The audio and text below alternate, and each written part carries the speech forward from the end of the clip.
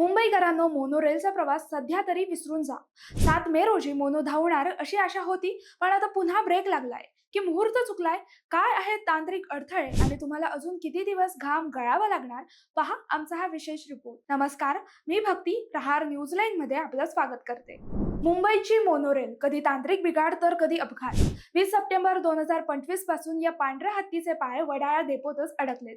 7 मे रोजी Jacob circle ते चेंबूर मार्ग पुन्हा सुरू होईल अशी स्वप्न मोनोरेलने दाखवली होती, पण सत्य हे आहे की मे महिना संपत आला तरी मोनोला मुहूर्त मिळेना. सर्वात मोठं कारण आहे सुरक्षा तपासणी. पहिल्या स्तराचं सर्टिफिकेशन झालंय, पण दुसऱ्या स्तराचं ऑडिट अजून सुरू झालेलं नाही. निवृत्त मेट्रो सुरक्षा आयुक्त PS बघेल यांची नियुक्ती झालीये खरी, पण ऑटोमॅटिक गेट्स पासून ते सिग्नल पर्यंतच्या अनेक चाचण्या अद्याप बाकी आहेत. 7 मे ची डेडलाईन आता मे अखेरपर्यंत सरकली आहे. गेल्या वर्षी पावसाळ्यात याच मोनोने प्रवाशांना भयंकर मनस्ताप दिला होता. नोव्हेंबरमध्ये तर ट्रायल दरम्यान नवी कोरी ट्रेन रुळावरून घसरली होती. त्यामुळेच आता प्रशासन कोणतीही रिस्क घ्यायला तयार नाही.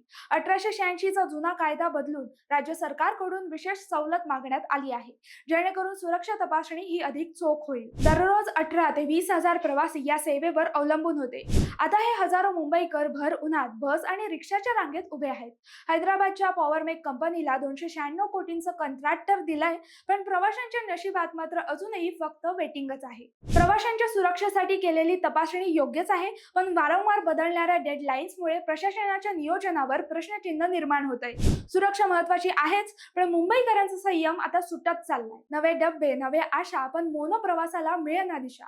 तर मे महिन्याच्या उन्हात मोनोरेलचं एअर कंडिशन सुख अजून तरी मुंबईकरांच्या नशिबात नाही. पुढच्या डेडलाईन पर्यंत तरी ही गाडी रुळावर येते का हे पाहणं महत्वाचं ठरेल. माहिती आवडली असेल तर कमेंट्समध्ये नक्की कळवा आणि असंच नवनवीन व्हिडिओ पाहण्यासाठी प्रहार न्यूझीलँडला लाईक, शेअर, फॉलो आणि सबस्क्राईब करायला विसरू नका. धन्यवाद.